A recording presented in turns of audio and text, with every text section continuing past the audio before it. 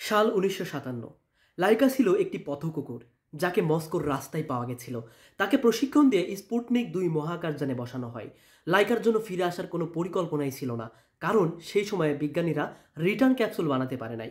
Rocket লঞ্চের কয়েক ঘন্টা পর যানটি অতিরিক্ত তাপমাত্রা হওয়ার কারণে লাইকা মারা যায়। সোভিয়েতরা প্রথমে বলেছিল লাইকা কয়েকদিন বেঁচে ছিল, কিন্তু পরে অফিসিয়ালি স্বীকার করে মহাকাশযান তাপ নিয়ন্ত্রণ হারানোর প্রথম দিনেই সে মারা যায়।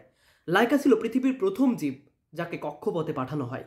ফেরানোর ব্যবস্থা না রেখে তাকে পাঠানোকে অনেকে অমানবিক বলে মনে করেন। তার মাধ্যমে ভবিষ্যতের মানব মহাকাশ মিশনের পথ তৈরি করে। সাল ১৯৫৭। লাইকা ছিল একটি পথকুকুর যাকে মস্কোর রাস্তায় পাওয়া গেছিল। তাকে প্রশিক্ষণ দিয়ে স্পুটনিক ২ মহাকাশযানে বসানো হয়। লাইকার জন্য ফিরে আসার কোনো পরিকল্পনাই ছিল না, কারণ সেই সময়ে বিজ্ঞানীরা রিটার্ন ক্যাপসুল বানাতে পারে নাই। রকেট লঞ্চের কয়েক ঘন্টা পর যানটি অতিরিক্ত তাপমাত্রা হওয়ার কারণে লাইকা মারা যায়। সোভিয়েতরা প্রথমে বলেছিল লাইকা কয়েকদিন বেঁচে ছিল, কিন্তু পরে অফিসিয়ালি স্বীকার করে মহাকাশযান তাপ নিয়ন্ত্রণ হারানোর প্রথম দিনেই সে মারা যায়। লাইকা ছিল পৃথিবীর প্রথম জীব যাকে কক্ষপথে পাঠানো হয়। ফেরানোর ব্যবস্থা না রেখে তাকে পাঠানোকে অনেকে অমানবিক বলে মনে করেন। তার মাধ্যমে ভবিষ্যতের মানব মহাকাশ মিশনের পথ তৈরি করে।